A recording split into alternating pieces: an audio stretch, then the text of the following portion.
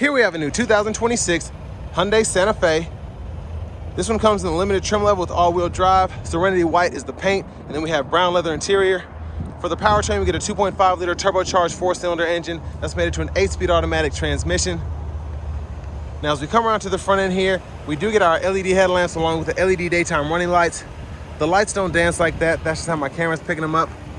But love the front fascias of the Santa Fe's. When they first came out with this new body style, I was a little afraid I wouldn't like it, but it's really grown on me. Pretty much everything that has the kind of H headlamp design, really neat. These are 20-inch alloy wheels. We get passive keyless entry on the front. Door panel here, we have our memory seat functions. Power mirrors, the power fold. They do have blind spot monitors in them. And then the power door lock controls, one-touch up and down windows for the front, regular power windows on the back. And then we have our automatic child lock and rear window locks there. I love the wood grain. I don't know if that's real, but it feels real, it looks real, so I'm very impressed by that for the money. Bottle holders there, Bose sound system, electronic parking brake, lift gate, traction control, hood release. There's a look at the pedals. Then we do have a manual tilt telescoping steering wheel. But here's the power driver's seat with 4-way power lumbar support.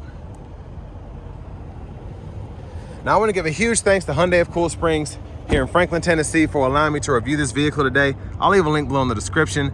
If you're looking to find the best price on one of these closer to home, click that second link down below. It takes just a minute to fill out your information, and I'll make sure the local dealers are fighting to get you the best price on this or whatever new vehicle you might be interested in. But I have the seat up front adjusted for someone of my size, being 6'3" with longer legs, so we're gonna check out the leg room sitting behind myself momentarily. We have rear blinds here. And then 3-stage heated outboard seats and the buttons on the door. But let's go ahead and check it out. Gonna make sure the seat's all the way back. So not bad space here. I will say it's not as spacious as the Palisade, but that's not what I expect here, but still very impressive legroom, I think. Seat back pockets are on both sides. You get a USB-C charge port on either seat there. And then fold this out, you have a little storage tray.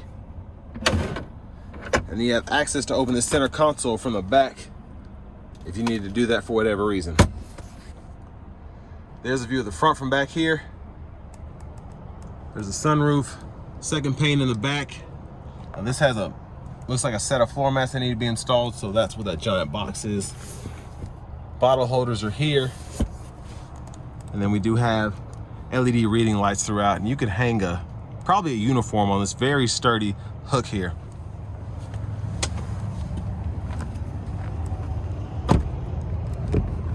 Fuel caps here. This will take regular. And as we come around to the back end, we get full LED tail lamps as well. And there's a look at the exhaust underneath.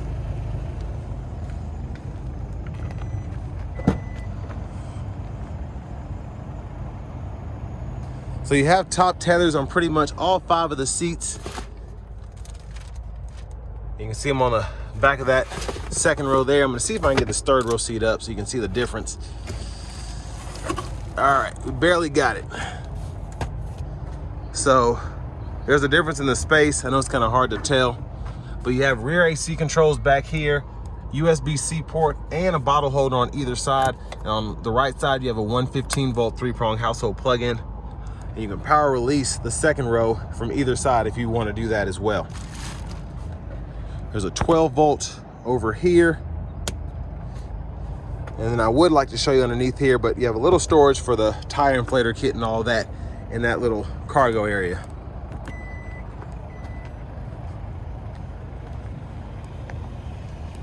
Now to the rear passenger seat.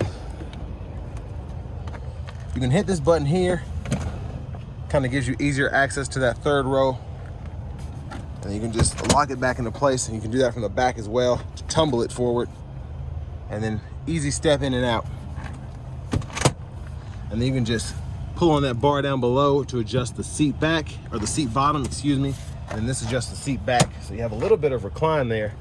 And again, it's kind of hard to show because of that giant box there. The lower anchors for the car seats are tucked way back in there on either side.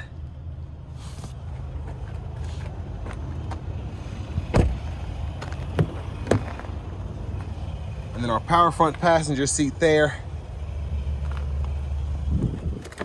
Glove compartment. You have a little top tray there. It's kind of hidden. I like that. And you can see the ambient light throughout. There's a light strip there. Then a storage compartment underneath where the shifter would normally be has a 12 volt. And then you have a third pocket too.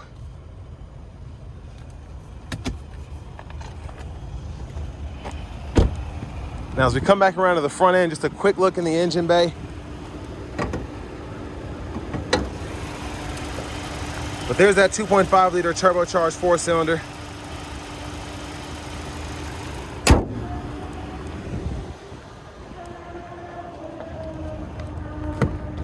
And before we hop in the driver's seat, I'm just gonna show off the blinkers.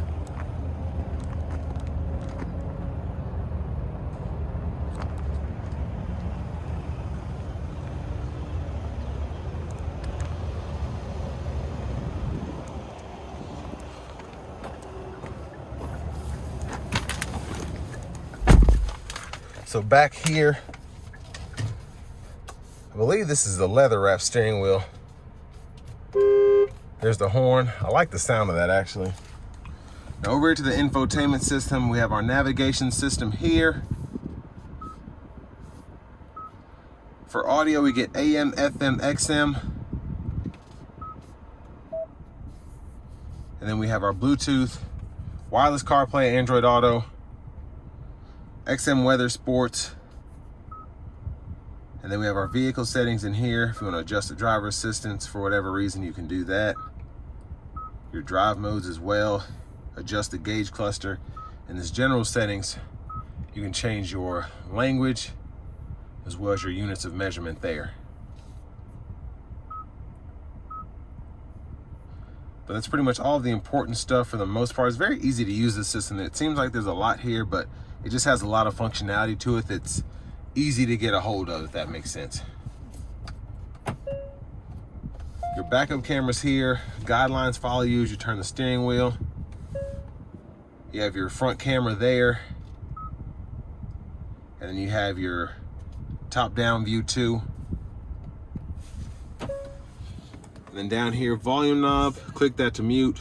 You have shortcuts for the home, map, media, hazards. Then you have a custom button you can set up for the radio. And then tune knob over there. Dual zone automatic climate controls are here, and then we have these soft touch buttons here. We have 3-stage heated cooled seats for the front. Heated steering wheel for the driver gets 2 stages there. And then we can adjust fan speed, fan direction, even adjust the rear AC controls there. Automatic brake hold. This goes to your drive modes. You can go back and forth with that switch, normal, sport, my drive, and snow. You have a 4-wheel drive lock there, auto stop toggle, downhill brake control. Hit this camera button and that pulls that up there. And then your parking sensors are here. Now a lot of charging capability here. We have 2 USB-C ports. This connects directly to the radio. And then we have 2 wireless charging pads down below. Bottle holders here. Center console cubby space. And then this tray right here, we can take out for a deeper storage pocket if you want.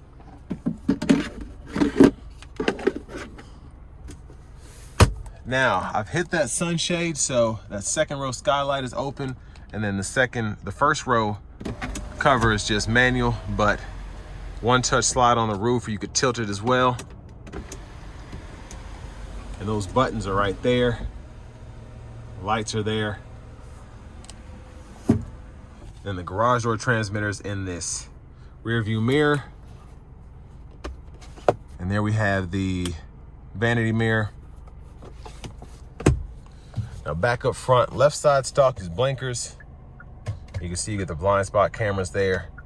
Low beams, your automatic high beams can be toggled while you have the auto low beams on. When the regular low beams are on, we can just use the regular high beams. And then we get automatic wipers, so one time off, auto, low, high. We can adjust that auto frequency there, and then our rear wiper, low, high there. Push back for the rear fluid, pull up for the front.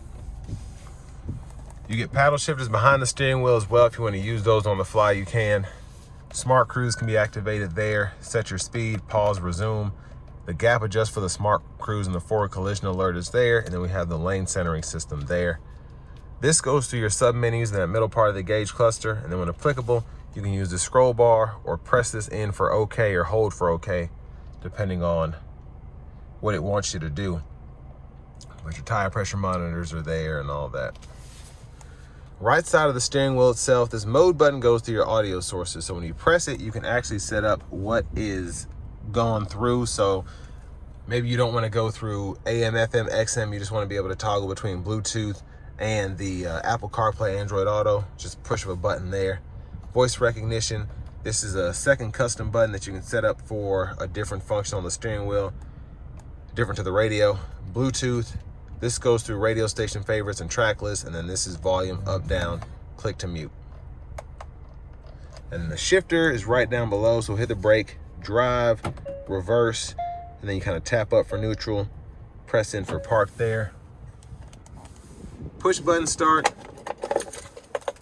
Finally, here's the key fob with remote start. And then you have the park assist as well if you just want to hold the button to get in and out of a tight space. But next, let's go ahead and take this 2026 Hyundai Santa Fe Limited out on the road for a test drive. So starting the test drive in this Santa Fe Limited, I really like the Limited's, just the, this interior, the overall feel here for the money. You're right under $50,000 and this interior is absolutely phenomenal. I love having the heated cooled seats up front, the heated steering wheel, the lane following assist, the adaptive cruise. You just get so many features for a 3-row SUV in this price range.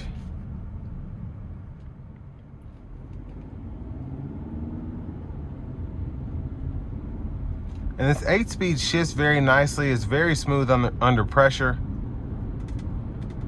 And it's a lot of fun being able to use the paddle shifters, things of that nature.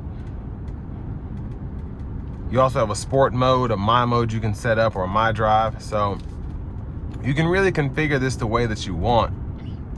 Whether you want a spirited drive, an efficient drive, a comfortable drive, or somewhere in the mix there.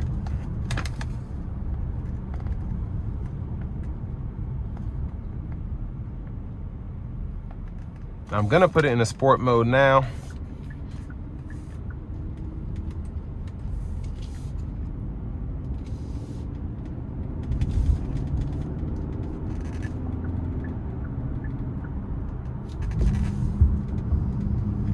Hopefully I have a little bit of space to give it a pull here.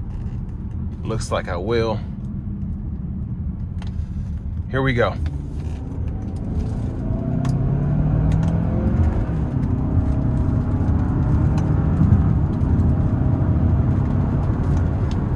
Yeah, I love the paddles as well. It's a lot of fun. Gonna put it back into the normal mode now.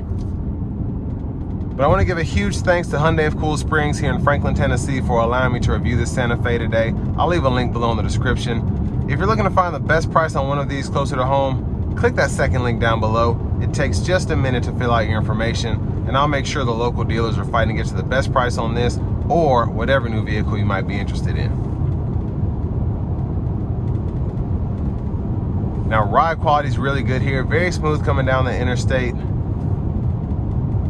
Not hearing a lot of noise here, even on this rougher stretch of pavement. I'm just hearing my license plate there in the windshield. But I think you're able to get 20 miles per gallon city, 28 highway here. And there's a hybrid option as well if you want to get even better fuel economy. But I think I misspoke. I think I said eco and sport instead of normal and sport mode. But you have a normal, sport, a snow, and then you have a My Drive there you can set up.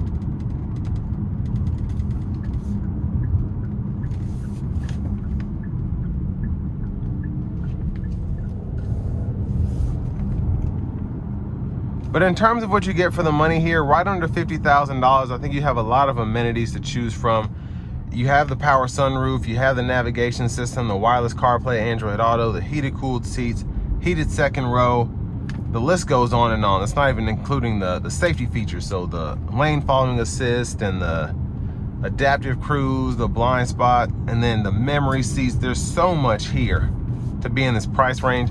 And Hyundai has a pretty good track record of making these vehicles very loaded out you know, cheaper than the competition if you're comparing it to luxury brands. But this is also a vehicle that's very nice if you like something sportier, and let's say you want someone else to be, let's say you want the wife to like it as well. It's a nice middle ground there. It's very hard for me to get in 3-row SUVs that I actually like to drive, but I like the Santa Fe's. I like the 2.5 turbos from Hyundai in general. And you know, the 8-speed's fun being able to shift it with the paddle shifters. I like the shift points themselves, specifically in sport mode. They're not necessarily lackluster. It's, again, a relatively fun vehicle to drive.